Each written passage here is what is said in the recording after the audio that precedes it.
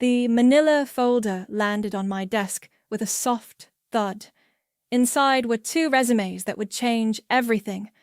My fingers trembled slightly as I opened it, though I'd spent 15 years preparing for this moment. I'm Rachel, CEO of Nexus Technologies, and the names staring back at me belong to my mother and sister.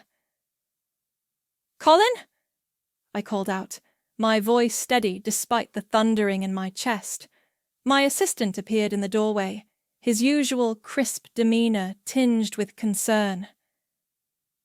"Yes, Rachel? Did they say how they found out about the positions?" "LinkedIn posting. They have no idea who you are." He paused. "Are you sure you want to do this?" The question transported me back to that night, 15 years ago. I was 17, clutching an acceptance letter from Stanford's computer science program. Full-ride scholarship. My dream school. "Mom!" I'd shouted, running down the stairs. "Mom, I got in!" The kitchen fell silent. Kendall, my sister, stood frozen by the counter. Mom's face was ash white. "That's impossible," Kendall had whispered. "What do you mean impossible?" I'd asked, confused by their reactions. This should have been a celebration. Mom snatched the letter from my hands. "This must be a mistake. Kendall applied to Stanford." "I applied too," I said. "Remember, I showed you my application." The silence that followed was deafening.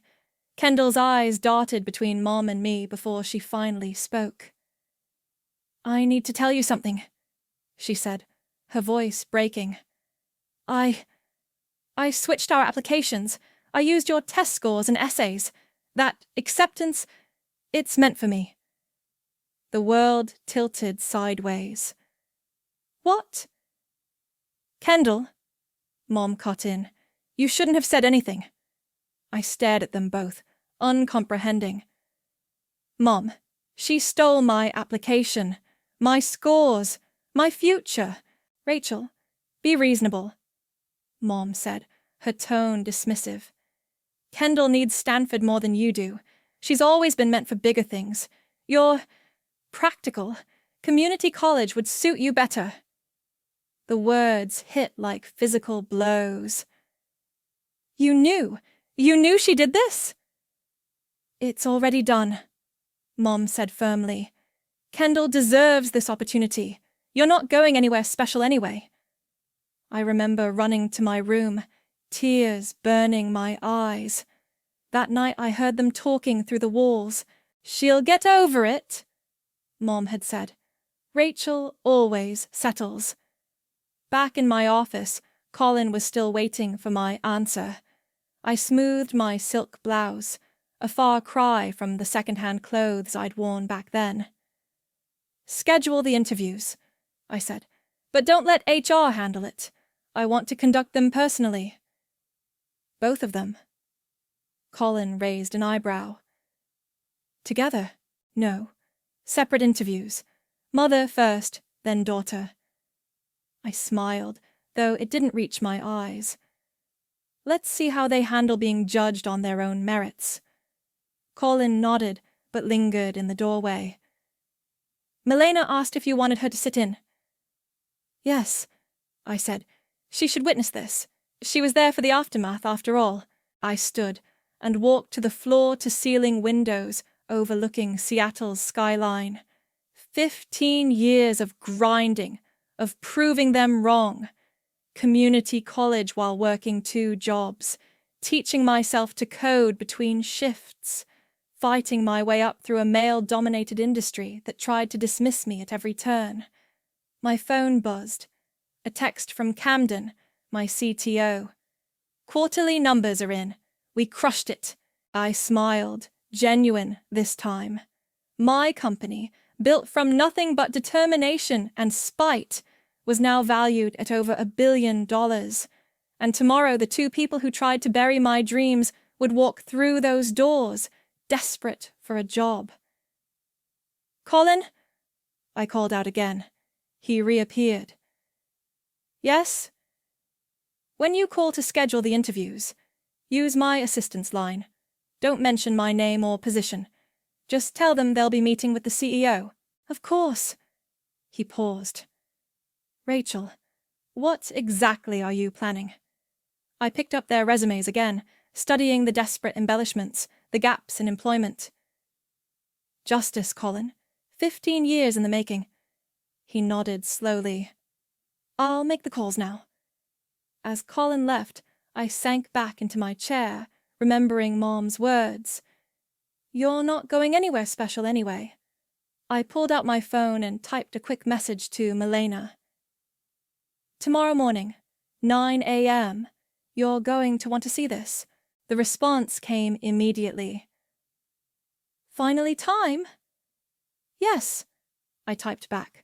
Time to show them exactly where nowhere special got me. I closed the folder and straightened my desk. Tomorrow would change everything, and I intended to savor every second of it. Sleep didn't come easily that night. I found myself at my kitchen window at 3 a.m., nursing a glass of wine and remembering the years that followed the Stanford incident.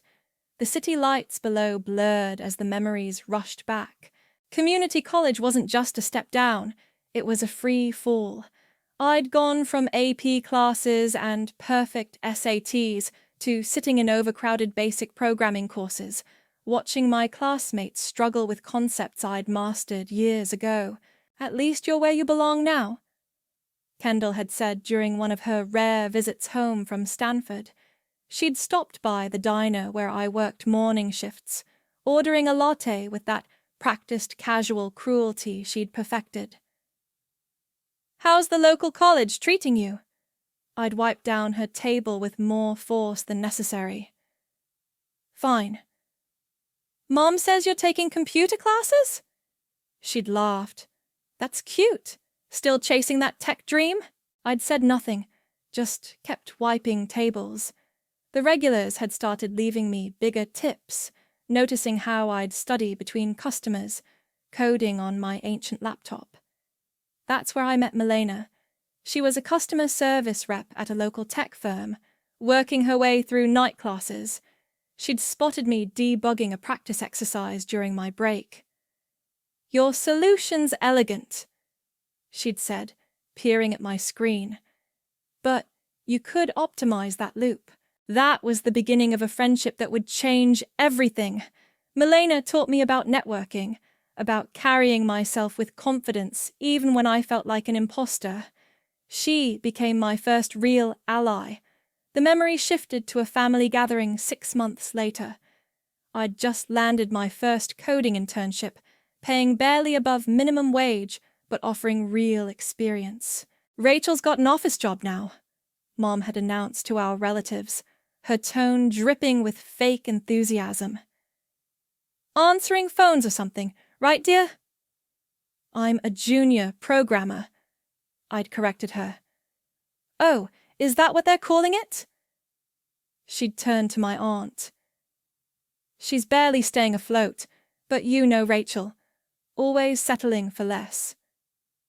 I'd excused myself to the bathroom, where Kendall found me minutes later. Don't let Mom get to you, she'd said, checking her makeup in the mirror. Not everyone can be successful. Someone has to do the small jobs. I'd gripped the sink until my knuckles turned white.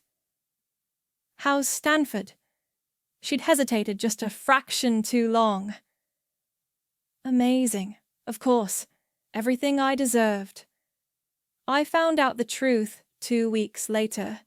A mutual friend let slip that Kendall had dropped out after 3 semesters.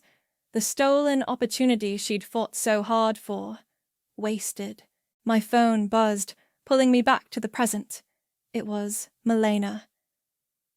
Can't sleep either? She texted. Just reviewing the past. Remember that night at Joey's bar, when you got your first real job offer? I smiled. That had been a turning point. Camden, now my CTO, had been leading a development team at a rising tech firm. He'd overheard me explaining a complex algorithm to Milena. You know your stuff, he'd said, sliding onto the bar stool next to us. Where'd you study? Self-taught, mostly. Community college. Instead of the usual dismissal, he'd asked me to solve a problem on a napkin. By closing time, I had a job offer. My phone buzzed again. It was Colin. Laura confirmed for 9 a.m., Kendall for 10:30. Perfect, I replied. Make sure security has their photos. Already done. Camden wants to know if he should be there too. I considered it. Camden had been there for my rise, had partnered with me when I decided to start my own company. He'd seen firsthand how I'd fought for every inch of progress. Tell him yes. He should see this through too. Another text from Milena. Remember what they said when you quit your job to start Nexus? How could I forget? I'd made the mistake of telling Mom and Kendall over dinner. A tech startup? Mom had scoffed. Don't be ridiculous, Rachel. You'll lose everything. You need connections to succeed in tech. Kendall had added. Real connections, not just your community college friends. They had no idea that by then I'd already secured major investors, that Camden, Milena, and a team of brilliant developers believed in my vision, that I'd learned more coding in those years of necessity than Kendall had in her brief stint at Stanford. I put down my wine glass and walked to my home office. On the wall hung my first dollar earned, next to a framed magazine cover featuring Nexus Technologies' breakthrough software launch. I'd kept my name out of the press, used only my first initial in publications. R. Meyer, the mysterious CEO. Tomorrow, that mystery would end. Tomorrow, they'd learn exactly what their practical daughter had built. My phone lit up one last time. Camden. Ready to show them what settling looks like? I smiled. More than ready. I arrived at the office early, before sunrise. The security guard nodded as I crossed the lobby, my heels clicking against marble floors. Big day, Ms. Rachel. You could say that, Tom. My first hire had been a janitor who caught me sleeping at my desk during our startup days. He'd brought me coffee instead of reporting me. Now he ran our entire facilities team. That's what I built my company on, recognizing potential others missed. Camden was waiting in my office, 2 coffee cups in hand. Thought you might need this. You're here early. Wouldn't miss it. He handed me the stronger brew. He'd learned my preference during those endless coding sessions when we were building our first prototype. Remember that investor meeting, when they said we'd never make it? I laughed. Which one? The one who said I was too young, too female, or too unfocused? The one who said you lacked the educational pedigree? Camden grinned. What's he worth now, compared to you? About $1 billion less, I said, sipping my coffee. Colin appeared in the doorway, tablet in hand. They're both in the building. Your mother's in the north lobby, Kendall's in the south, as requested. Perfect. Let's not keep them waiting. I straightened my blazer. Colin, bring my mother up first. Have Kendall wait in the ground floor conference room. I watched on the security feed as Colin greeted my mother. She'd aged, but still carried herself with that same air of superiority. Her clothes, though, told a different story, slightly worn, last season's style. Mrs. Meyer? Colin's voice came through clearly. Please follow me. Milena joined me in my office. Ready? I've been ready for 15 years. We watched through the one-way glass as Colin led my mother into the waiting area. She sat stiffly, clutching her purse, practicing what looked like a forced smile. Rachel, Milena said softly, remember when we were studying for your certification exam? In that tiny studio apartment? I did. I'd been working 2 jobs, coding all night. Milena would bring takeout, quiz me on algorithms while I scarfed down cold noodles. You said something that night, she continued. You said you weren't doing this for revenge. You were doing it to prove them wrong about what you could become. Maybe it's both. The intercom buzzed. Colin's voice. Rachel? She's ready. I took a deep breath. Send her in. The door opened, and my mother walked in. For a moment she didn't recognize me. Her eyes were fixed on the floor, that practiced smile plastered on her face. Mrs. Meyer? I said softly. Please, have a seat. She looked up. The smile froze, then cracked. Her purse slipped from her fingers, hitting the carpet with a dull thud. Rachel? Hello, Mom. I gestured to the chair across from my desk. We should talk about your application. She didn't move. Her eyes darted around my office, the awards on the walls, the city view, the elegant furniture. This is... You're... the CEO? Yes. I kept my voice level. Please sit. She sank into the chair, her facade crumbling. I didn't know. We had no idea. That's by design. I opened her resume on my tablet. Let's discuss your qualifications. You're applying for an administrative position. Rachel, please. It's Ms. Meyer in this office, Mom. Or did you forget how to show proper respect in a professional setting? Color flooded her cheeks. You can't be serious. I'm always serious about my company. I scrolled through her resume. Interesting gap here between 2018 and 2020. Care to explain? You know what happened? The divorce, the downsizing. Actually, I don't know. We haven't spoken in, 5 years? I looked up. Not since you told the Wilsons I was wasting my potential at some little computer company. Milena stepped forward. Mrs. Meyer, I'm Milena Bradley, head of HR. We take our hiring process very seriously here. Mom's eyes narrowed. Milena? The girl from the diner. The woman who helped build this company, I corrected. Unlike some people, she saw potential where others saw... What was your word? Ah, yes. Settling. Rachel, I was trying to protect you. From what? Success? Independence? Or just from outshining your precious Kendall? I closed her resume. Speaking of whom, she should be getting anxious downstairs. Colin? Yes, Rachel? Please show Mrs. Meyer out and send up my sister. Mom stood, shaking. You're enjoying this, aren't you? I met her eyes. No more than you enjoyed watching me struggle. The difference is, I earned my position to judge. As Colin led her out, Camden stepped in. One down. I straightened my desk. One to go. And something tells me Kendall's interview will be even more interesting. The security feed showed my mother stumbling into the lobby, fumbling for her phone. Kendall answered on the first ring. I could see her pacing in the conference room downstairs.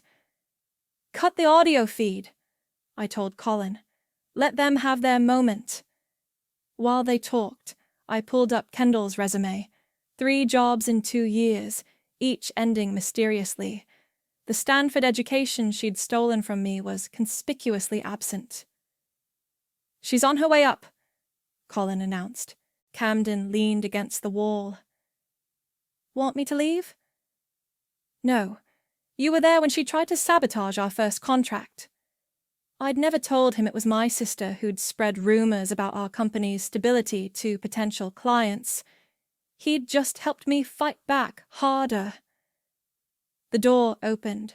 Kendall walked in with the same confident stride she'd always had, though her designer outfit couldn't hide how thin she'd become. She froze mid-step when she saw me. Holy shit, she whispered. Language, Kendall. This is a professional environment.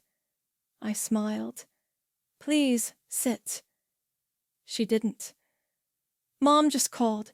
She said, but I didn't believe. That your little sister runs the company you're begging to work for? I gestured to the chair again. Sit down. We have a lot to discuss. She sat, her movements stiff. Rachel, I can explain. Explain what? The stolen application? The sabotage attempts? Or maybe your latest job termination? I held up her resume. Interesting how you left out the reasons for leaving your last 3 positions. You've been tracking me? No need. Your failures made the industry newsletters. I pulled up an article on my tablet. Rising sales director terminated for ethical violations. That was you, wasn't it? Her face reddened. That was a misunderstanding. Like Stanford was a misunderstanding. I kept my voice calm. Tell me, how long did you last there? 3 semesters? You don't understand what it was like. Kendall's composure cracked. The pressure, the expectations, the actual work. I stood, walking to my window. You know, I used to wonder how you managed to fail with every advantage you stole from me, but now I get it. You never learned to earn anything. That's not fair. Fair? I turned back to her. Let's talk about fair. While you were partying at Stanford, I was coding between waitressing shifts. While you were dropping out, I was building my first app. And while you were getting fired for cutting corners, I was building this company from nothing. Camden stepped forward. Ms. Meyer, should I pull up the records of the contract interference? Kendall's eyes widened. You knew about that. We knew. I sat back down. Just like we knew about the calls you made to our early investors, spreading lies about our stability. I needed the job they were offering. Kendall's voice rose. You don't know what it's like to struggle. To struggle? Milena cut in sharply. I watched your sister sleep on my couch because she couldn't afford rent between coding boot camps. Where were you then? Having lunch with Mom, I answered for her, laughing about how I was wasting my time with computers. Tears welled in Kendall's eyes. Rachel, please, I need this job. I'll do anything. That's the problem.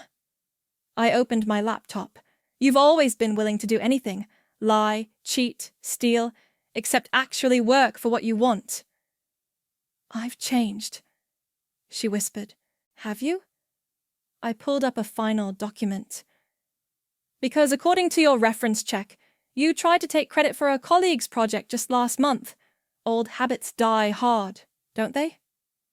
The fight seemed to drain out of her. What are you going to do? Nothing. I closed my laptop. You've done it all to yourself. Every choice, every shortcut, every betrayal led you right here, begging for a job from the sister you tried to destroy. Mom was right, Kendall said bitterly. You've turned cold. No, I've turned successful. There's a difference. I pressed the intercom. Colin, please escort my sister out, and make sure security has both their photos. They're not to be allowed back in the building.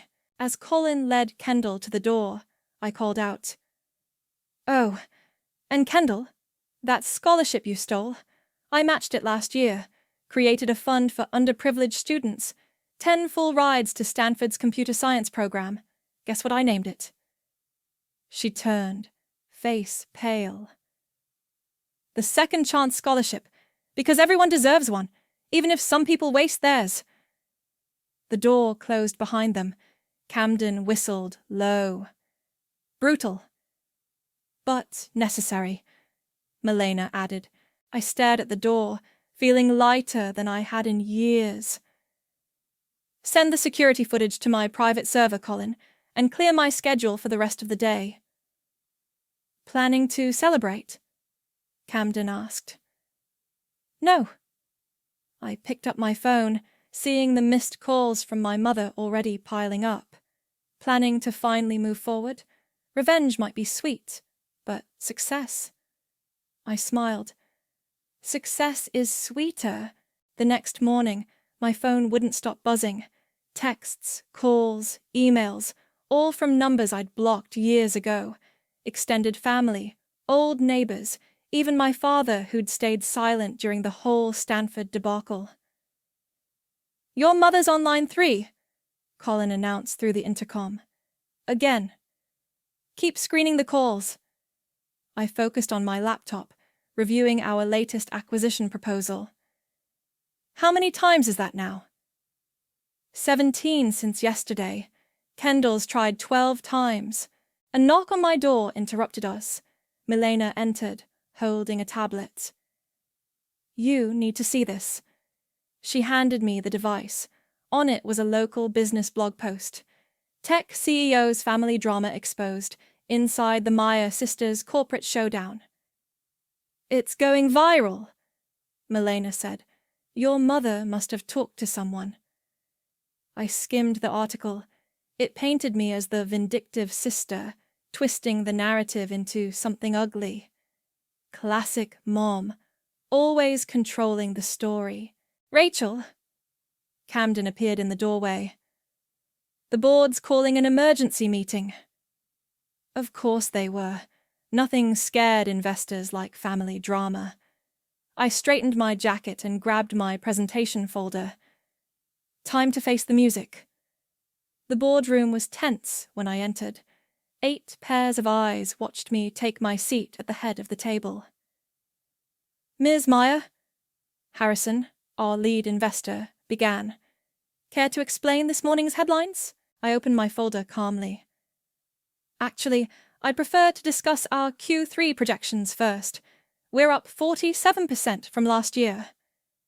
Rachel, he said firmly, this is serious. Your personal life has nothing to do with my ability to run this company. I met his gaze. But since you're concerned, let me be clear. Yes, I interviewed my mother and sister for positions they were grossly unqualified for. Yes, I rejected them. And yes, they're now trying to spin it into a scandal. It's not just about the interviews. Another board member cut in. Your sister is claiming you built this company on stolen ideas. I laughed. Actually laughed. Camden, would you like to address that? Camden stood, distributing folders to the board.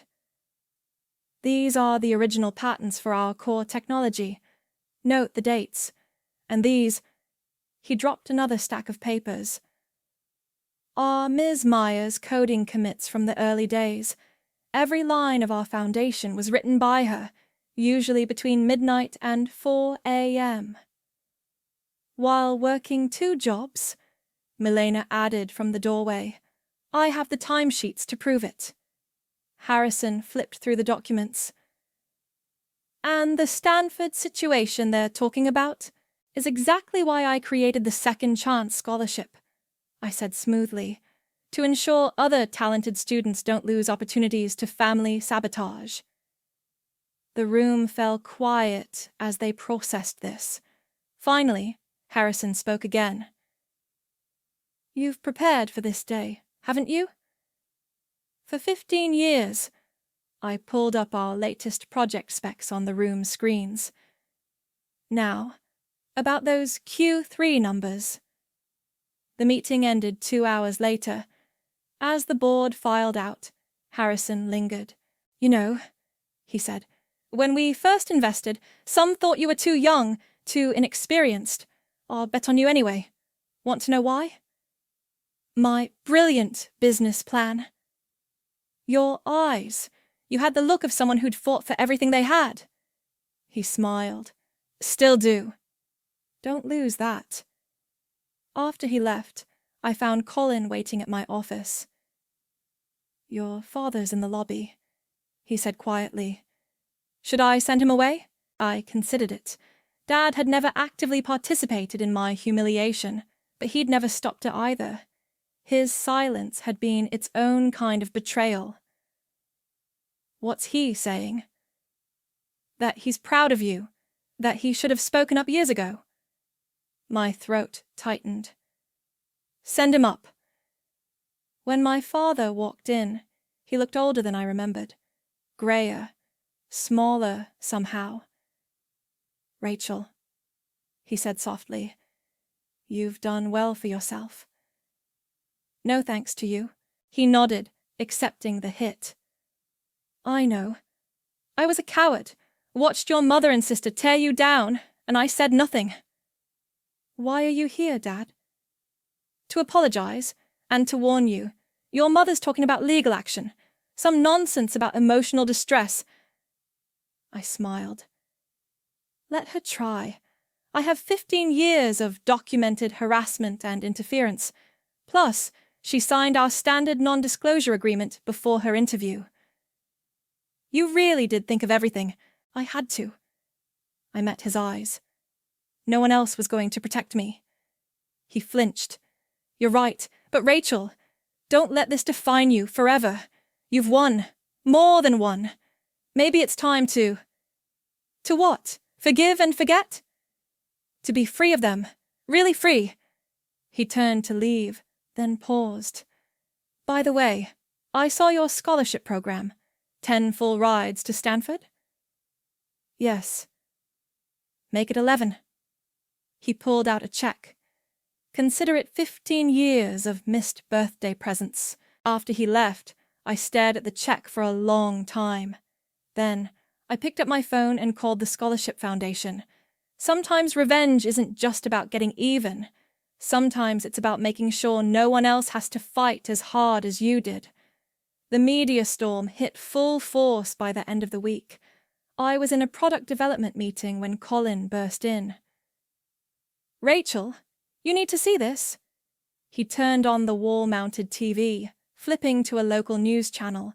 There was my mother, perfectly coiffed despite everything, sitting for an interview. The caption read, Mother claims tech, CEO daughter's vengeful campaign, destroyed family. Turn it up, I said quietly. My daughter, Mom was saying, dabbing at dry eyes with a tissue, has harbored this resentment for years. She built her entire company just to humiliate us. What kind of person does that to their own family? Camden muted the TV. Want me to release those recordings from the interviews? Not yet. I checked my phone. 3 missed calls from the PR team. Let's see how deep she wants to dig this hole. Milena appeared in the doorway. Kendall's outside. Security stopped her, but she's making a scene. I walked to the window. Sure enough, my sister was in the plaza below, waving what looked like old photos at gathering reporters. Enough! I pressed the intercom. Colin, call building security. Have them clear the plaza, and get our PR team up here now. Within an hour, my office was filled with crisis managers and lawyers. They talked over each other, suggesting statements and strategies. Stop, I said finally. Just stop. I'm handling this my way. Ms. Meyer, our head of PR protested. We need to control the narrative. The narrative? I stood. Let me tell you about narratives. For 15 years they controlled the story. Poor Kendall, who needed that scholarship more. Practical Rachel, who should be grateful for community college. The dutiful daughter who just couldn't measure up. I walked to my desk and pulled out a thick file. This is my narrative. I dropped it on the conference table. Every email, every voicemail, every attempt to sabotage my career, dating back to the Stanford incident, all documented, all time-stamped. The lawyers scrambled for the file. There's more, Camden added, sliding over a USB drive. Security footage from the interviews. Shows everything. And this, Milena said, producing another folder, records of their attempts to interfere with company contracts, plus the NDAs they signed before their interviews. The PR team fell silent. "So," I said calmly, "here's what's going to happen. I'm going to hold a press conference. One time, one story, my truth. After that, anyone who continues this smear campaign will face legal action." "The press is already calling it an abuse of power," someone pointed out. "Power?" I laughed. "Let me show you power." I pulled up our company's charitable giving records on the main screen. Last year alone, we funded 50 women in STEM scholarships, built 3 tech training centers in underserved communities, launched a coding program for foster kids. I turned to face the room. That's power, using success to open doors for others, not slamming them shut like they tried to do to me. The PR team was scribbling frantically now.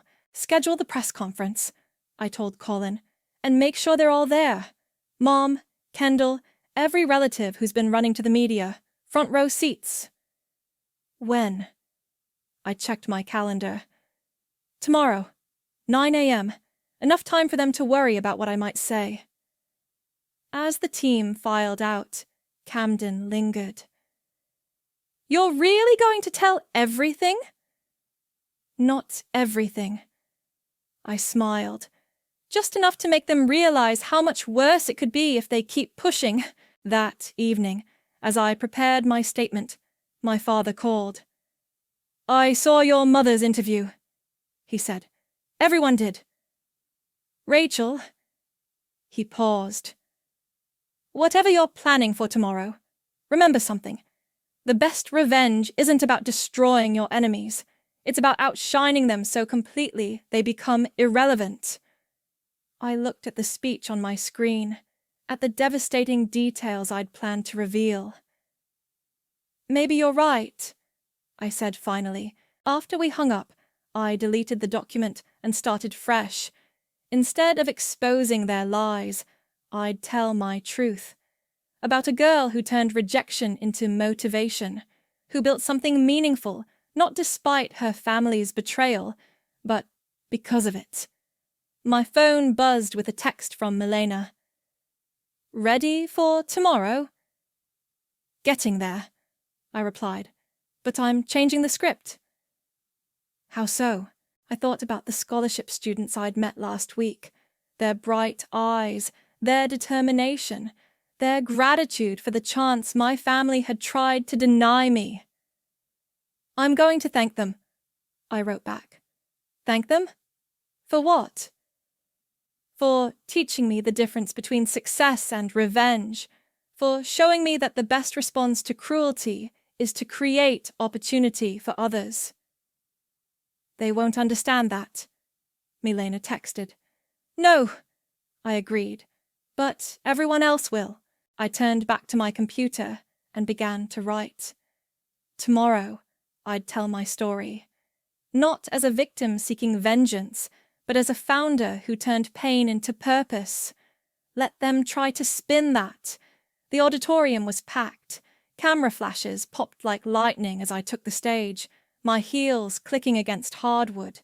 In the front row, exactly where I'd placed them, sat my mother and sister, their faces set in practiced expressions of concern. Colin handed me a glass of water. "They're all here. Every major network." I nodded, adjusting the microphone. "Good morning. Thank you for coming." The room fell silent. "There's been a lot of speculation about recent events at Nexus Technologies, about interviews conducted, opportunities denied, and most of all, about family." I paused, meeting my mother's gaze. "So, let me tell you a story about opportunity." Kendall shifted uncomfortably in her seat. 15 years ago, I was accepted to Stanford's computer science program, full scholarship. It was my dream, earned through years of hard work, perfect test scores, and countless late nights coding. The reporters' pens scratched frantically. That Opportunity was taken from me, not by fate or circumstance, but by people who decided I didn't deserve it. I smiled. They were right, in a way. I deserved something better. Mom's practiced concern cracked slightly. Instead of Stanford, I went to community college, worked as a waitress, taught myself to code between serving coffee and clearing tables. And there, in that diner, I learned something Stanford never could have taught me. I stepped away from the podium, addressing the room directly. I learned that success isn't about where you start. It's about how far you're willing to go.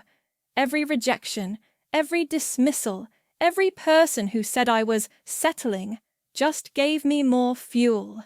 Camden stood at the back, grinning. Last year, Nexus Technologies launched the Second Chance Scholarship.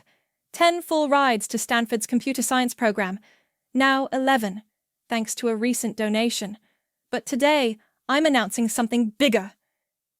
I clicked a remote and the screen behind me lit up. The Nexus Foundation for Tech Innovation, a $50 million initiative to build technology training centers in underserved communities, to fund startups led by overlooked founders, to ensure that no one with talent and drive gets pushed aside because they don't fit someone else's idea of success. Gasps rippled through the audience. My mother's face had gone pale. And the first center, I continued, will be built right here in Seattle, on the site of the diner where I worked, where I learned that sometimes the best revenge is proving everyone wrong by helping others succeed. A reporter's hand shot up. Ms. Meyer, your mother claims— My mother, I interrupted smoothly, taught me an invaluable lesson about power. Those who abuse it, lose it. Those who share it, multiply it. More hands raised. I pointed to a young reporter in the back. Your sister accused you of building your company solely for revenge. How do you respond? I laughed. Look around this room, at our employees, our scholarship recipients, the lives we've changed. Does this look like revenge? This is redemption. Kendall stood abruptly, heading for the exit. Mom remained frozen in her seat. One final announcement, I said. To the young woman who lost her Stanford scholarship last week due to family financial troubles, check your email. You're our newest second chance scholar.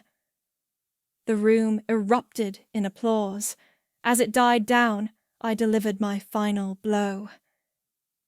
Someone once told me I wasn't going anywhere special. They were wrong. I was going everywhere they said I couldn't, and I'm holding the door open behind me. The press conference ended in a flurry of questions and camera flashes. As security cleared the room, my mother approached the stage.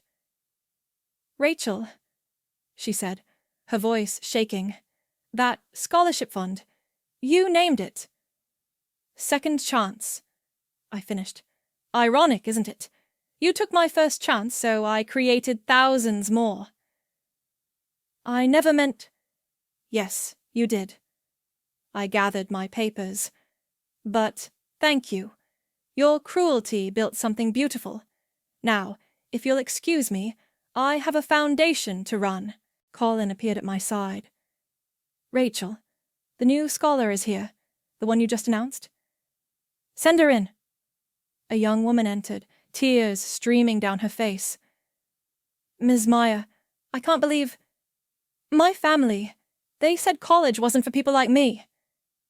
People like us, I corrected, stepping down from the stage. Come on, let me show you around your new future. As we walked out, I caught my mother's reflection in the glass doors. She stood alone in the empty auditorium, watching her carefully constructed narrative crumble around her. But I didn't look back. I had scholarships to award, doors to open, lives to change. Sometimes the best revenge isn't about getting even. It's about getting better. And bringing others with you. The sun was setting when I finally returned to my office, casting long shadows across the city skyline. My phone hadn't stopped buzzing since the press conference. Messages of support, media requests, and most surprisingly, apologies from long silent relatives. "Rachel?" Colin knocked softly. "There's someone here to see you." "I'm done with visitors today." "It's the diner owner. Margaret." My heart stopped. Margaret! The woman who'd let me study during slow shifts, who'd slipped me extra food when I could barely afford rent. "Send her in." She looked exactly the same. Silver hair in a neat bun, flour-dusted apron, kind eyes that had seen too much of life to judge. "Look at you," she said, spreading her arms. My little coding waitress all grown up. I hugged her tight, breathing in the familiar scent of coffee and fresh bread. "Margaret, I'm so sorry I didn't tell you about buying the property." "Hush." She pulled back, holding my shoulders. "I came to thank you. That diner, it's been struggling. I was going to lose it anyway, but turning it into something that helps kids like you that's better than anything I could have done with it. We're not tearing it down," I said quickly. "The training center will incorporate the diner. Keep it running. Keep you in charge. Those kids need somewhere to study, right?" She wiped her eyes. "You always were too smart for your own good." A knock interrupted us. Milena entered with a tablet. "Sorry, but you need to see this. Your mother's posted something online." My stomach tightened as I took the tablet, but instead of another attack, I found a public apology. Long, detailed, raw. "I let pride and favoritism blind me," I read aloud. "I damaged not just one daughter, but both. Rachel succeeded not because of me, but in spite of me. Kendall failed not because of her potential, but because I never let her find it. I'm sorry." "Keep reading," Milena urged. "To honor my daughter's example, I'm selling my house and donating the proceeds to the Nexus Foundation. It's time to stop tearing down and start building up." Margaret squeezed my hand. "People can surprise you. They can," I agreed, thinking of my father's donation, of Kendall's silence after the press conference. "But actions matter more than words." Camden appeared in the doorway. "Speaking of actions, the first scholarship applications are flooding in. Want to help review them?" "Actually," I said, "I have a better idea. Margaret, how would you like to join our scholarship committee? You spotted my potential when nobody else did." She beamed. "I'd be honored." We spent the evening reviewing applications together. Margaret, Milena, Camden, Colin, and me. Ordering takeout, sharing stories, finding diamonds in the rough, just like others had once found me. My phone buzzed with a text from Kendall. "Can we talk? Not about jobs of the past. About the future." I showed the message to Milena. "What do you think?" "I think," she said carefully, "that success includes knowing when to extend the same grace you wished you'd received." I typed back, "Coffee tomorrow, at Margaret's Diner. Let's start fresh." "Look at this one," Camden said, holding up an application. "Single mom, teaching herself to code between night shifts. Reminds me of someone." I took the application, reading the personal essay.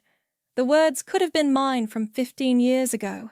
Dreams, determination, desperation for a chance. Full ride, I decided, and an internship offer. "You can't save everyone," Colin cautioned. "No?" I agreed. "But we can open the door. They'll save themselves." Margaret stood, brushing off her apron. "Well, I should head back. Got pies to bake for tomorrow." "Wait." I grabbed my coat. "I'll walk you. Maybe I could help with the baking? Like old times." She smiled. thought you were too important for that now? Never. I turned to the others. Coming. Margaret's pie-making lessons are legendary. As we walked through the quiet streets to the diner, I felt lighter than I had in years. The weight of revenge had lifted, replaced by something better. Purpose. My phone buzzed one last time. A message from Mom. The house sells next week. The foundation will have the money by month's end. I know it doesn't fix the past, but maybe it helps build the future. I showed Margaret the message. Well, she said, unlocking the diner door. Looks like everyone's getting a second chance. No, I corrected, breathing in the familiar scent of home. We're creating new chances for everyone. The bell chimed as we entered, and I hung my CEO blazer next to Margaret's spare apron. Time to get my hands dirty again. This time, building something sweeter than revenge. Sometimes the best endings aren't about closing doors, but opening new ones, and keeping them open for others to follow.